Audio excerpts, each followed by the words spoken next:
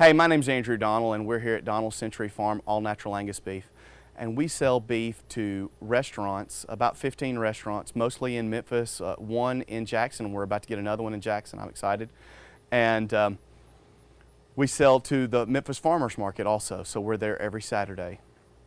We have all natural Angus beef. Probably a lot of people want to know what all natural means, and there's different levels of all natural. What we mean by all natural is no hormones, no steroids, and no antibiotics. Now, what that really means is no added hormones, no added steroids, and no added antibiotics, because obviously all three of those are naturally occurring in the animals anyway. We feed them, we do get some grain, we get some brewer's grain here in Jackson, and then we also raise feed also. We raise cotton, corn, and soybeans. Obviously we raise hay. We feed them high moisture hay during the winter and corn silage during the winter also. We have a different approach than most people. USDA puts you in two different categories. One is either grass-fed or grain-fed, and I have a difference. My idea is to meld those two together and to give the animals the most balanced, most naturally balanced feed, and so I give them an option of either or, so they can eat feed and grass at any time. So they have either one. It's kind of, it's filling the need of whatever they want. So we've noticed that sometimes animals in the wild will not have a normal amount of minerals in their diet. So they'll go and you'll see deer, for instance, lick on trees or a certain spot. So the idea is that you give them both and you give them the ability to make their own diet, the most balanced possible. The difference between regular beef and Angus beef is whether their animals are black-hided. To meet certified Angus beef requirements, they have to be 51% black-hided. So that means they have to be part black skin on the animal's hide. For my requirements, they're 100% purebred Angus. We have about 100 head of mama cows, and we harvest as needed. By giving them grass and grain year-round, we're able to not have production difficulties during the winter, whereas sometimes grass doesn't grow during the winter. Not all grass grows during the winter, so that's one of the issues being in West Tennessee.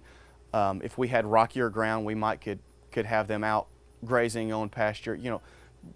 It's one of those things that it probably does not work everywhere. But that's the beauty of being a farmer. No, staying 100% purebred Angus has not been a problem for us so far. The Angus breed is currently one of the largest cattle breeds out there, so it's very diverse, and you can stay, you don't have to worry about inbreeding or line breeding.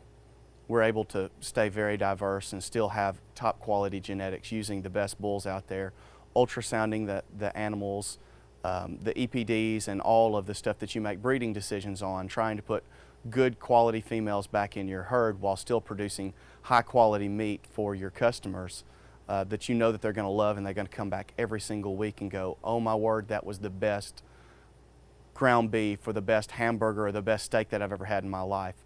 And that's a normal occurrence. When we go to the restaurants, that's one of the best parts of the whole deal, is when you go to the restaurant and you're sitting there and they say, wow, this is the best burger that I've ever had. And they point over and they go, well, that guy right there, he's the one who grows the beef. And they come over and they shake your hand and go, man, that's the best burger I've ever had in my life. And to me, growing up on a farm, being the 6th generation to live on the farm, this is nothing unusual for me to have that burger that doesn't shrink. All of our beef is frozen because it's dry aged 14 to 21 days, and it's all vacuum sealed. The dry aging process is a process that people don't use anymore. It was commonplace 30 years ago, 25, 30 years ago, and is traditionally only used for fine quality beef, beef that has fat on the outside of the carcass, and then typically speaking, that will be the higher marbling beef. We produce our beef in ground beef in two different forms.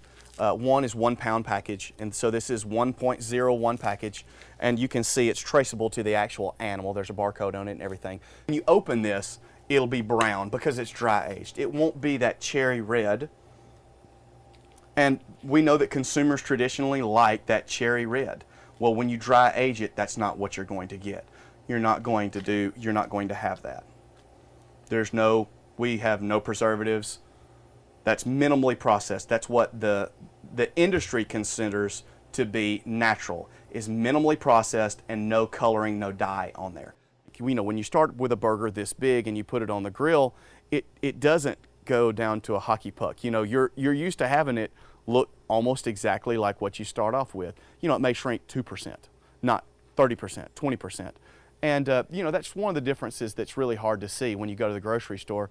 You see a $4 package of ground beef and you see a $2 package of ground beef, and you can use whatever numbers you'd like. You know, how do we know the difference between the different ones, the different things? Well, you know, naturally people say, well, I always want to buy it cheaper. Cheaper is better, and that's what we've seen with customers always going to Walmart. The trouble with it is you don't really know what you're getting without the packaging, without the label on there, without knowing that you're buying. And so what I always recommend is go to the farmer's market. The difference between going to the farmer's market and going to the grocery store and buying normal beef is very nominal in price. Find a farmer that you can trust. You know, I would love your business, don't get me wrong, but go to the farmer's market, go to your local farmer's market, find a guy or a lady that you can trust, that you say, I know that these people are growing it the way that I want it to be grown. Because in reality, we all eat 3 meals a day, and we vote 3 meals a day with our farmers, because the farmers just want to produce what you want.